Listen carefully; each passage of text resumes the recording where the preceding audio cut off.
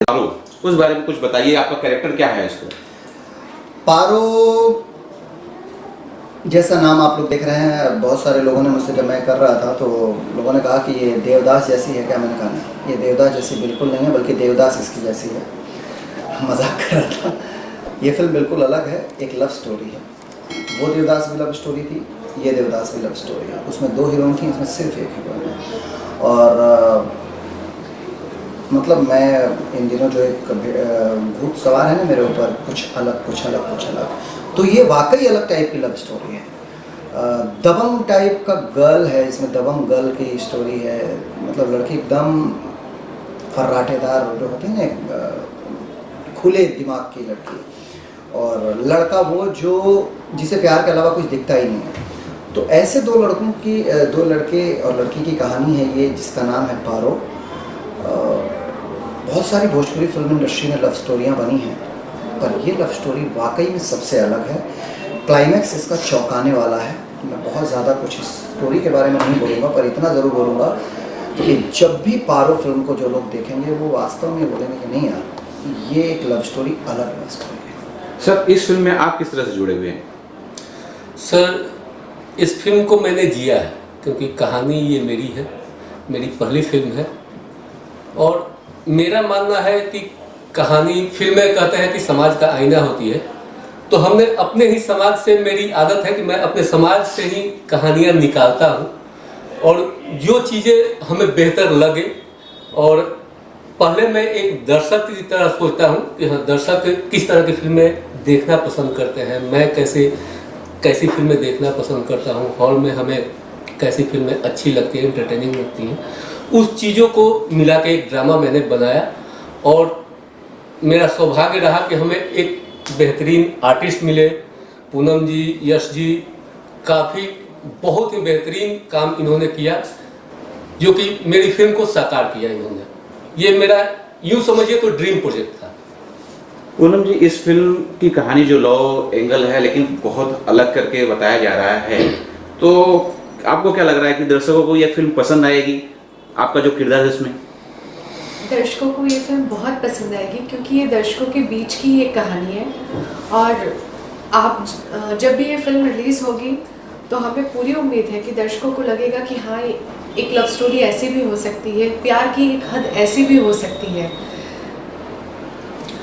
यूँ समझिए तो ये प्यार की इंतहा है। प्यार का एक लिमिटेशन होता है ना, जो एक हाइप होता है, वहाँ तक ये कहानी गई है। यदि इसमें, इस फिल्म में संगीत किस तरह का होगा? सिचुएशनल होगा या आइटम सॉन्ग्स आ जाएंगे उसमें? नहीं, आइटम सॉन्ग्स तो इसमें इन दिनों बहुत अच्छी चीज़ है कि गायब सा हो गया है। वो एक दौर था जब लोग आइटम सॉन्ग, अब हमारी फिल्मों से परिवार जुड़ने लगा है। और जब आपके फिल्मों से परिवार जुड़ने लगेगा तो आप पारिवारिक चीज़ों के इर्द गिर्द ही ताना बाना बनेंगे। तो इसके जितने भी गाने हैं बड़े कर्णप्रिय हैं, और स्पेशली एक दुल्हन की विदाई का गाना है, वो हमेशा रुलाता है, बहुत प्यारा सॉन्ग है। मधुकर आनंद जी का म्यूजिक है इसमें।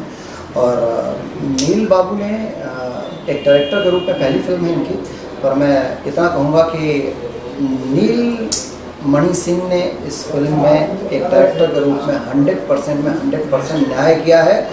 ये पहली ऐसी फिल्म है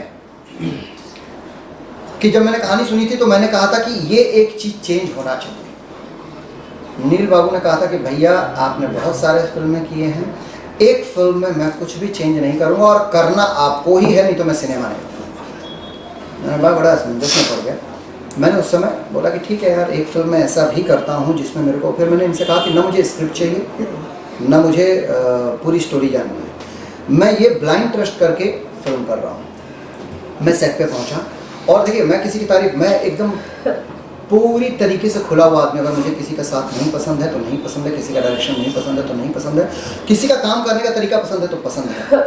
ये पहली ऐसी फिल्म है कि जब मैं जा करके स्क्रिप्ट, जब मैं पूछता था ये ऐसा क्यों, हो सकता है कि डायरेक्शन में एंगल वाइज नील 80%, 20% अभी भी नॉलेज ना हो, पर कॉन्सेप्ट के मामले में, और कॉन्सेप्ट के नरेशन के मामले में, और एक्टर को कन्विंस करने के मामले में, नील वन एंड ओनली मेरी नज़र में काफ़ी दिनों बाद एक ऐसे डायरेक्टर के रूप में आए हैं जिनको 100% कन्विंस करने की शक्ति है। एक्टर को कन्विंस कर देगा बंदा कि नहीं, ये कॉन्सेप्ट इस तरीके से, और फिल्म का एक डायलॉग तक नहीं चेंज होने दिया इस बंदे ने, जो स्क्रिप्ट में लिखा है वही बुलवाया है। एक आध जगह मैंने सवाल भी किया कि ये क्यों बोलेगा, तो उसका पूरा पिछले सीन से और आने वाले अगले सीन में इस बंदे ने मुझे कन्विंस किया कि भैया ये ऐसे इसलिए है, और वास्तव में वो जस्टिफाइड था। पूनम जी, यश जी का हस्तक्षेप जो होता है फिल्म में होता है, आप उसमें ये अभिनेत्री हैं। नहीं, मैं एक चीज़ कहना चाहता हूँ, ये सवाल थोड़ा सा गलत था कि हस्तक्षेप, मैं दूसरे की फिल्म में कुछ बोलता ही नहीं। मैं अपने यश कुमार एंटरटेनमेंट में डायरेक्टर का खून चूस जाता हूँ, और मैंने आज तक जितनी फिल्में बनाई हैं तन्वी मल्टीमीडिया से लेकर के, मैंने तन्वी मल्टीमीडिया के लिए 7 फिल्में बनाई। वो 7 फिल्में न सिर्फ बॉक्स ऑफिस पे हिट रही, तुरंत बॉक्स ऑफिस के जस्ट बाद सैटेलाइट पे वो सारी टॉप टीआरपी में चली। और मैं एक फिल्म में तन्वी मल्टीमीडिया में किया था जिसमें मैंने कोई हस्तक्षेप नहीं किया था, और उसका हर्ष मैं नहीं बताना चाहता हूँ। तो मैं अभी यश कुमार एंटरटेनमेंट में मैंने पहली फिल्म की कसम पैदा करने वाली पार्ट 2, न सिर्फ बॉक्स ऑफिस पे उसने तारीफ पाई, अब सैटेलाइट पे भी आने वाली है, सबके सामने आएगा। मैंने अभी बेटी नंबर 1 बनाई है, इसके बाद मैंने थोड़ा गुस्सा थोड़ा प्यार, मैं सिर्फ अपने बैनर में ही अपनी मर्जी चलाता हूँ। बाकी कोई एक सिंगल डायरेक्टर ये नहीं कह सकता है कि यश कुमार दूसरे के बैनर में आकर के बोलता है। पूनम जी, मैं जो सवाल है शब्द सिर्फ चेंज कर रहा हूँ हाँ। कि यश जी जो हैं सुझाव देते रहते हैं, आपको कितना सुझाव दिया और उसका कितना लाभ आपको हुआ? नहीं, यश जी जो सुझाव देते हैं, क्योंकि वो उन्होंने खुद ही पहले बता दिया कि वो एक्टर के पहले असिस्टेंट डायरेक्टर हुआ करते थे, तो एक असिस्टेंट डायरेक्टर को बहुत परख होती है कि यहाँ पे क्या चीज़ें ऐसे होंगी तो वो ज़्यादा बेटर होगा। तो वो जब भी हस्तक्षेप दें या सुझाव दें, वो बेटरमेंट के लिए होता है। और as a friend personal life में और एज अ को एक्टर प्रोफेशनल लाइफ में ये ऑलवेज सुझाव देते हैं, जिसका आप हस्तक्षेप बोल रहे हैं, तो वो सिर्फ बेटरमेंट के लिए होता है। I am agree with him. Yes जी, कोरोना का टाइम था, कितनी मुश्किल में आपने फिल्में शूट की और बैक टू बैक आपने करते ही रहे हैं। तो सर, कोरोना खत्म होने के बाद शायद 9 फिल्मों की शूटिंग कंप्लीट कर चुका हूँ पिछले 6 महीने में, और जनता जनार्दन का आशीर्वाद ऐसे ही बनता रहे। मैं तो यहाँ पे 9 और 90 फिल्म नहीं करने आया हूँ, 900 फिल्म करने आया हूँ। सर, आपसे जानना चाहेंगे कितना मुश्किल होता है यश जी को संभालना? मुझे नहीं लगा कि मुश्किल है। यश जी को समझ में आनी चाहिए आपकी बातें। अगर बातें समझ में ना आए, एक्टर को अगर डायरेक्टर की अगर ट्यूनिंग ना हो तो फिर आप फिल्म बना ही नहीं सकते।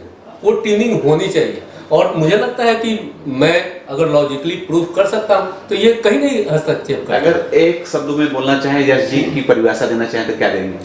नहीं, इनसे पूछिए मैंने कितनी तबीयत खराब होने के बाद इनकी फिल्म में खड़ा था। मैं जो फोटो मैंने देखा था, यश जी के लिए बस इतना ही कहना चाहूँगा कि ये कमिटमेंट के बिल्कुल ही पक्के इंसान हैं।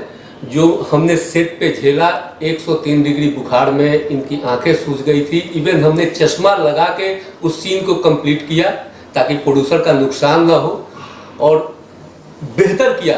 कहीं से नहीं आपको लगेगा कि ये बंदा 103 डिग्री बुखार में काम कर रहा है।